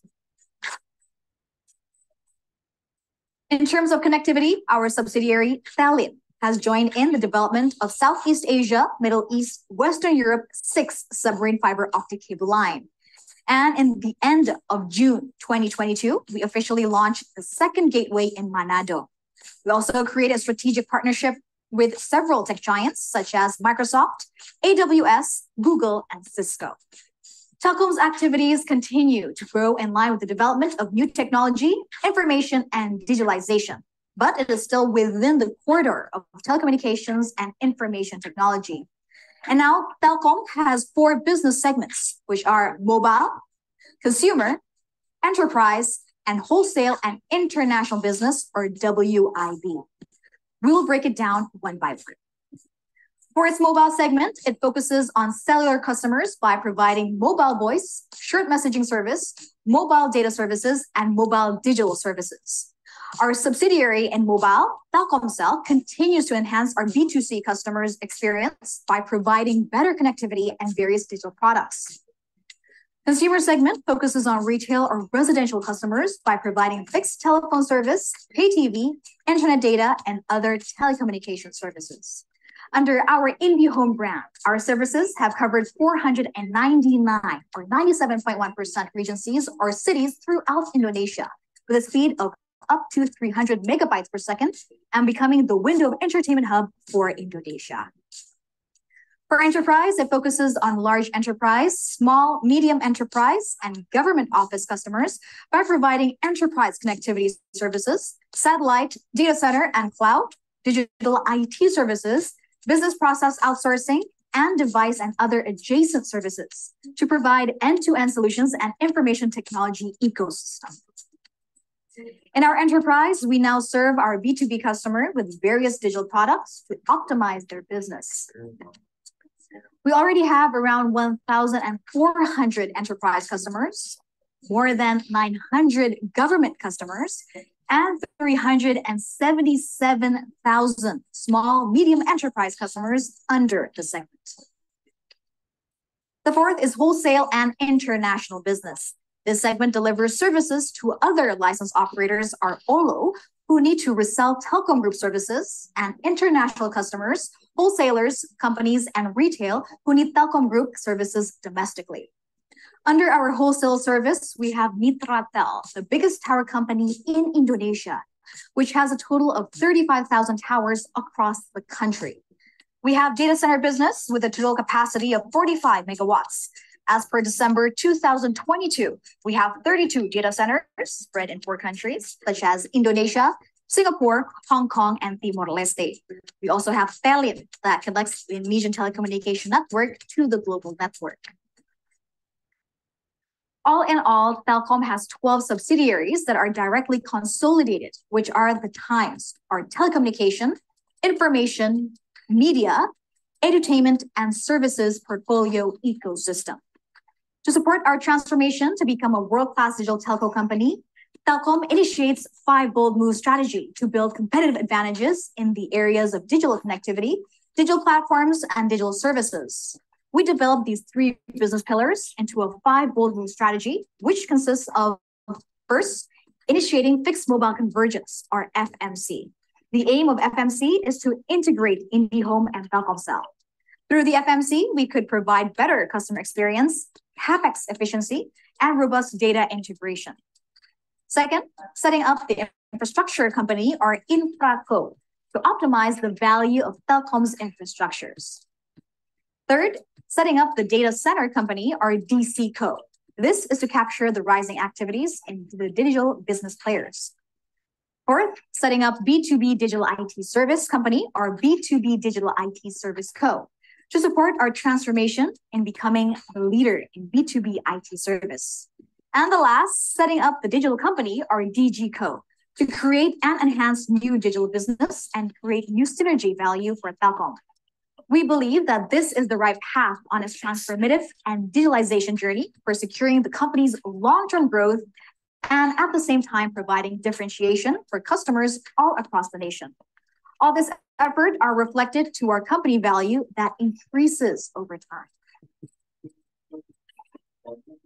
Telkom is majorly owned by the government of Indonesia with 52.1%. Meanwhile, the remaining 47.9% belong to the public shareholders. It is the only dual listed Asian company, which shares are traded on the exchange where it is listed as TLKM. And on the New York Stock Exchange, or NYSE, it is listed as TLK. By being dual listed on both on Indonesia's stock exchange and the New York Stock Exchange has its benefits, which includes easier funding access from different market stock exchanges and also increasing good corporate governance.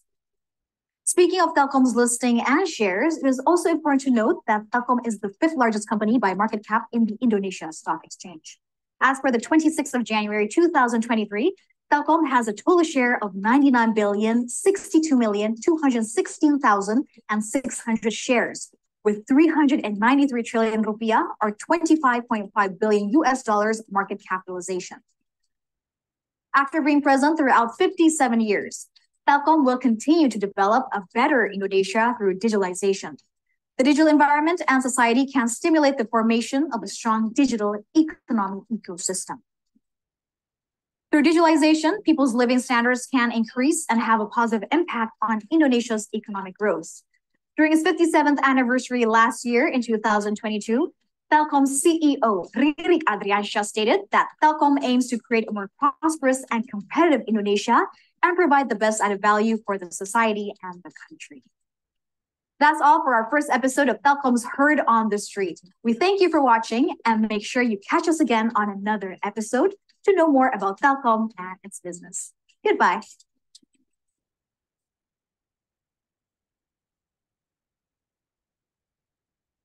Oke, jadi itu tadi terkait dengan Telkom ya, perjalanan melakukan transformasi untuk memberikan layanan ya ke customer, quality layanan yang bagus. Kita terus berinovasi gitu ya, berinovasi meningkatkan quality gitu ya, dengan quality. Mungkin nanti Pak Irfan tadi sampaikan jam 8 harus selesai ya Pak Irfan. Saya kira sampai jam 9.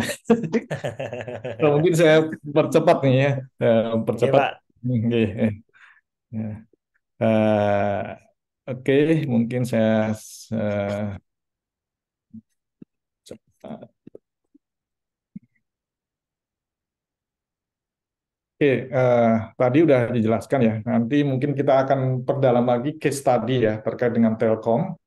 Case study terkait Telkom, nanti saya share juga untuk dibaca ya, dan juga ini udah ada kelompok-kelompoknya Pak Irfan ya?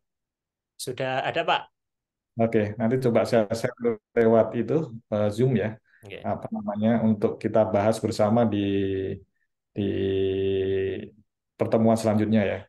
Terkait dengan Telkom, tadi udah dijelaskan di video bahwa kita menguasai market gitu ya, tapi posisinya kan agak kritikal dengan datangnya perusahaan-perusahaan global ya. Sekarang dulu kita sering pakai telepon ya untuk melakukan panggilan. Sekarang teleponnya melalui WhatsApp gitu ya. Jadi persaingan kita tidak ke Excel atau ke Indosat, tapi saingan kita juga ke WhatsApp gitu ya. Karena telepon pakai WhatsApp. Dulu ada SMS, sekarang pakai WhatsApp gitu, pakai WA gitu ya. Nah, itu menjadi salah satu pesaing kita gitu ya, pesaing Telkom gitu. Tentunya tadi sudah sampaikan juga kita mengembangkan market ya. Di global juga kita ini kabel laut ya. Kita ada kabel laut dari Indonesia Manado tadi ke US.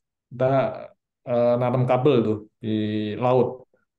Jadi ada kabel-kabel yang menghubungkan itu antar ini untuk akses internet lebih cepat. Sebetulnya kan kalau teman-teman akses internet di Malang gitu ya, Malang akses YouTube itu kan konten originalnya ada di US gitu ya, di US.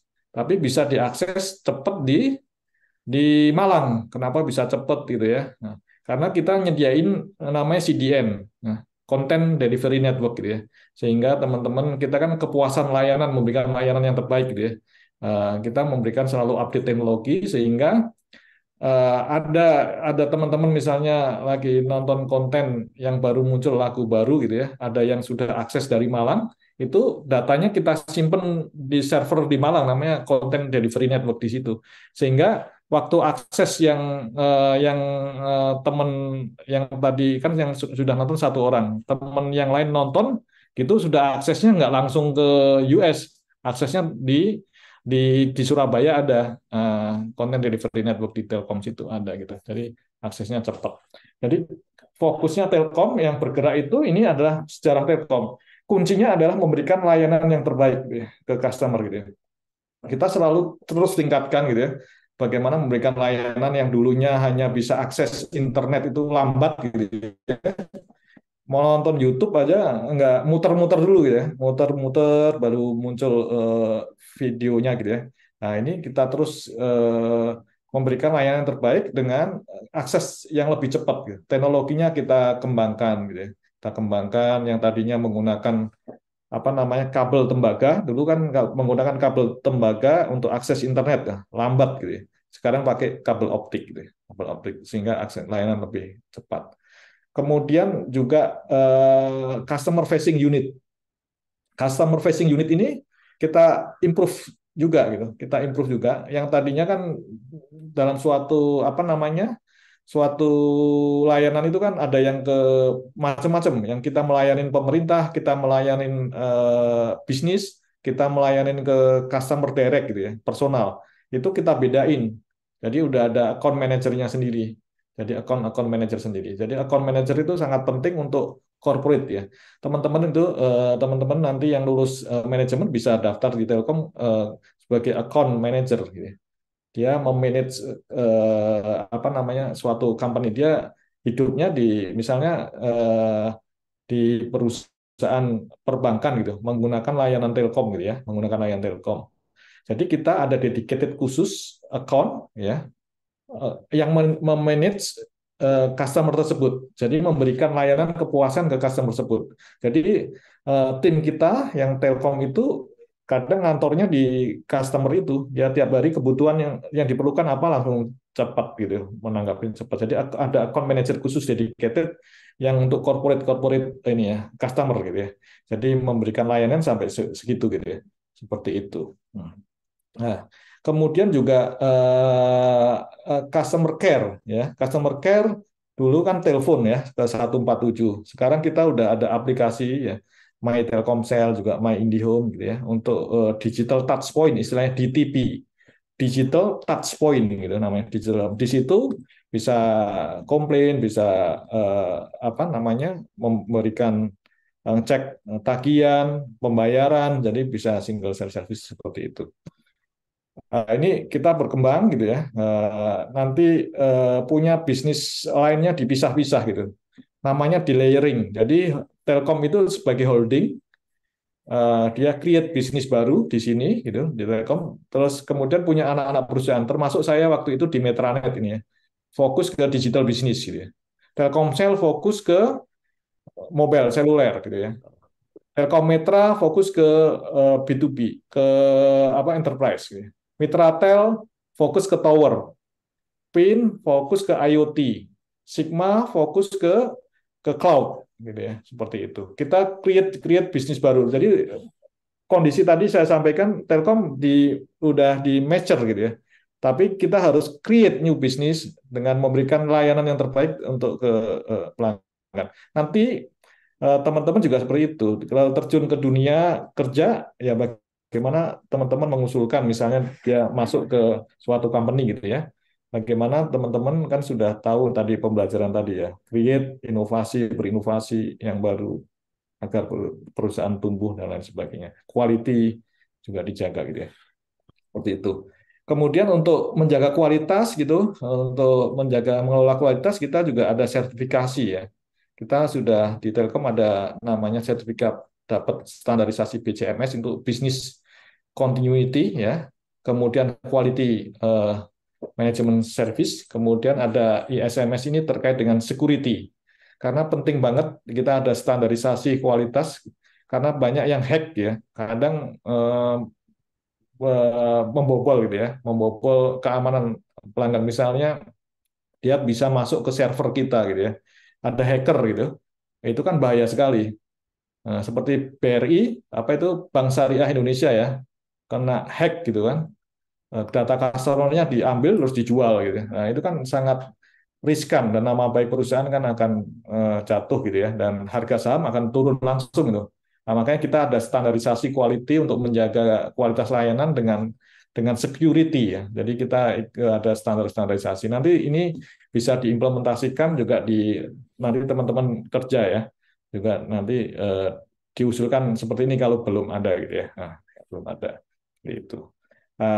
Terus perusahaan juga untuk memberikan layanan yang bagus juga kita selalu melakukan transformasi di Telkom, melakukan transformasi five bold move istilahnya, transformasi di digital connectivity, termasuk di saat ini saya bekerja itu di bagian infraco ini untuk melakukan transformasi bisnis untuk fiber.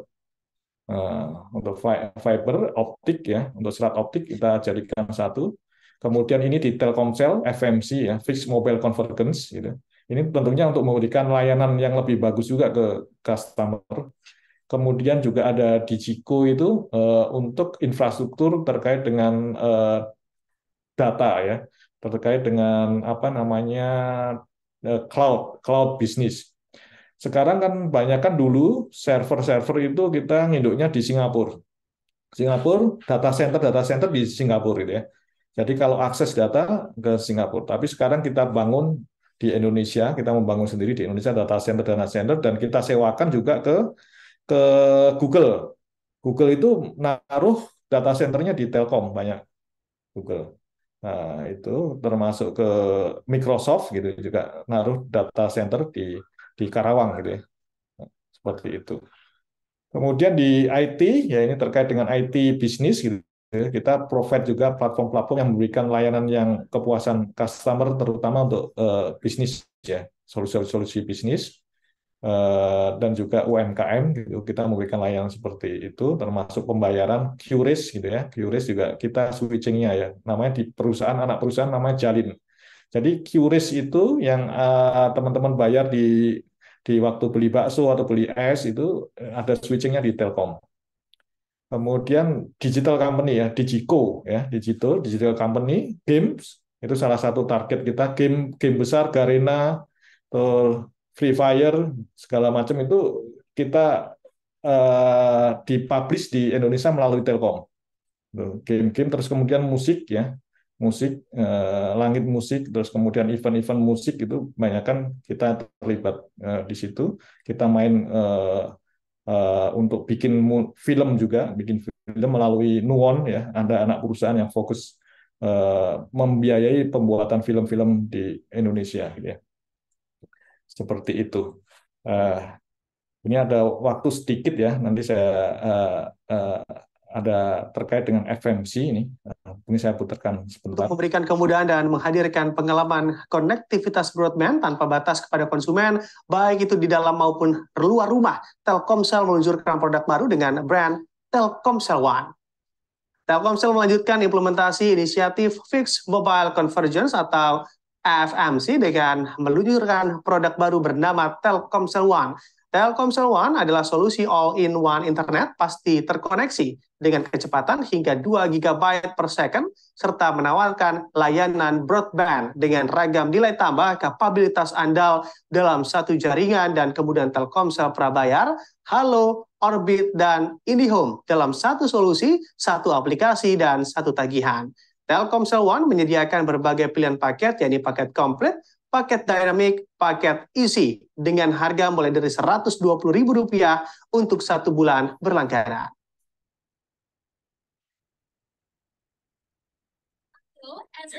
Kami menghadirkan brand atau produk baru yang mengusung keunggulan all-in-one connectivity solution atau unbreakable Wi-Fi. Tentunya produk ini merupakan langkah awal perwujudan dari penerapan teknologi broadband yang menghadirkan konversi keunggulan jaringan fix dan mobile ke dalam satu layanan jaringan yang terintegrasi. Melalui produk baru ini, kami berharap dapat senantiasa menghadirkan konektivitas tanpa batas. Telkomsel One adalah penggabungan antara layanan IndiHome dan Telkomsel, di mana fixed mobile dan wireless mobile itu akan kita gabung menjadi sebuah layanan. Pelanggan dimanjakan dengan sebuah layanan yang digunakan, di mana pelanggan akan mendapatkan sebuah layanan dalam satu aplikasi. Jadi kita akan membawa satu aplikasi, one touch point, one aplikasi, one solution, dan one bill. Untuk memberikan Nah itu rekan-rekan, jadi untuk memberikan layanan yang lebih bagus ya, mengelola layanan Telkom juga selalu berinovasi, kita menyatukan antara fix ya, telepon fix broadband akses yang di rumah dengan mobile internet dari Telkomsel menjadi satu. Jadi ini kunci untuk memberikan layanan yang lebih bagus ke customer gitu ya. Jadi itu juga terkait dengan digital touchpoint-nya.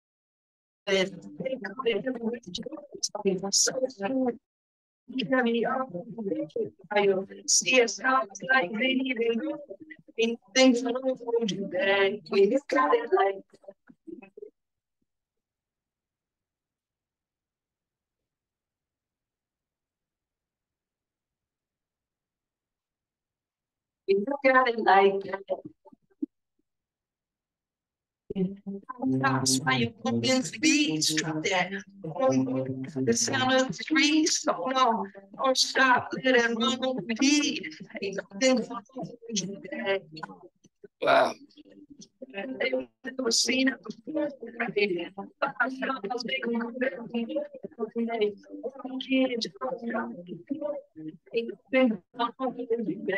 You got it like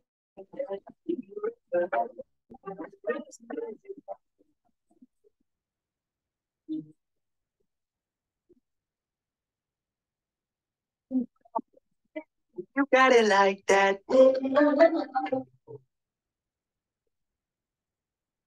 Telkomsel kini serba baru. Buat nyamanmu, penuhi kebutuhan komunikasi dari internet sampai hiburan. Buat di dalam, juga di luar rumah. Bisa bantu kamu kapan aja, atau penuhi gaya hidupmu. Selalu terhubung kapanpun, dimanapun. Jadi lebih fleksibel, My Telkomsel baru. Buat semua mudah. Itu teman-teman semua. Jadi tadi udah sampaikan gitu ya. Jadi bagaimana kita di dunia kerja ya. Jadi intinya kita memberikan berinovasi untuk memberikan layanan yang terbaik ke customer. Dengan layanan terbaik customer itu customer akan puas dan juga banyak yang subscribe kembali gitu ya, berlangganan dari apa namanya calon pelanggan yang lain tertarik gitu. Seperti itu teman-teman semua. Jadi nanti kita akan lanjutkan untuk kuliah selanjutnya ya. Kita akan bahas studi kasus gitu ya, bahas studi kasus, dan juga teman-teman juga bisa kunjungi website saya setiobudianto.com gitu ya. Nanti di situ juga saya membahas banyak case-case gitu, studi kasus. Tapi untuk studi kasusnya sendiri nanti saya share untuk info memo ya, Telkom Indonesia kelompok kan sudah ada, nanti coba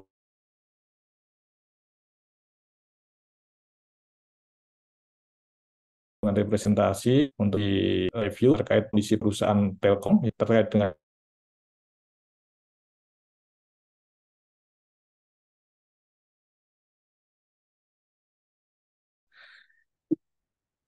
mungkin yang dapat saya sampaikan gitu ya. Nanti saya sharing untuk materinya ya di ini ya, di chat ya. Saya sharing materinya di chat atau saya kirim ke Pak Irfan mungkin, yang mohon izin Pak Irfan ya. Kirim materi yang tadi Boleh, saya Pak. sampaikan dan juga tugasnya untuk kita bahas ya. Kita bahas nanti mungkin ada 1 atau 2 atau 3 yang present gitu, tapi bisa dikirim sehari sebelumnya, nanti saya pilih gitu ya, mana yang akan present gitu ya. Namun sebelumnya mungkin saya kasih ini dulu, sebelum present tuh saya kasih materi pengukuran kinerja dulu. Setelah itu baru membahas studi kasus. Itu mungkin dari saya, teman-teman semua. Karena waktunya sudah kurang 5 menit, mungkin kalau masih ada pertanyaan untuk kami persilahkan atau saya serahkan kembali ke Pak Irfan. Nah, terima kasih. Baik, terima kasih Pak Setio atas sharing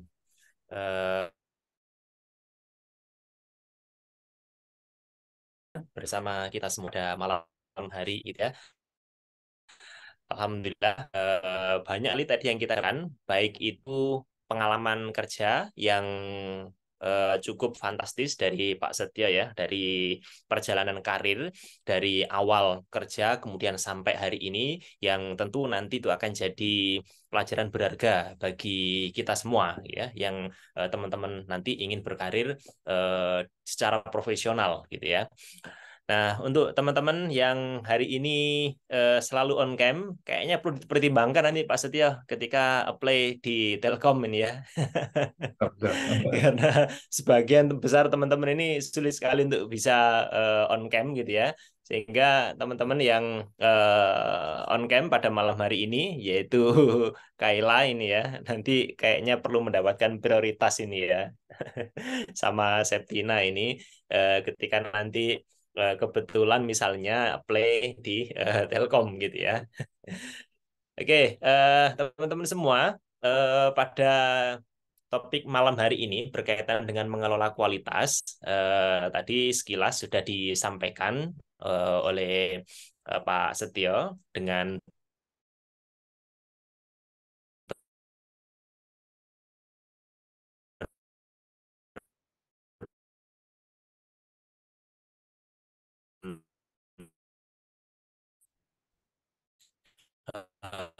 hal yang telah terjadi di dalam perusahaan, di perusahaan, gimana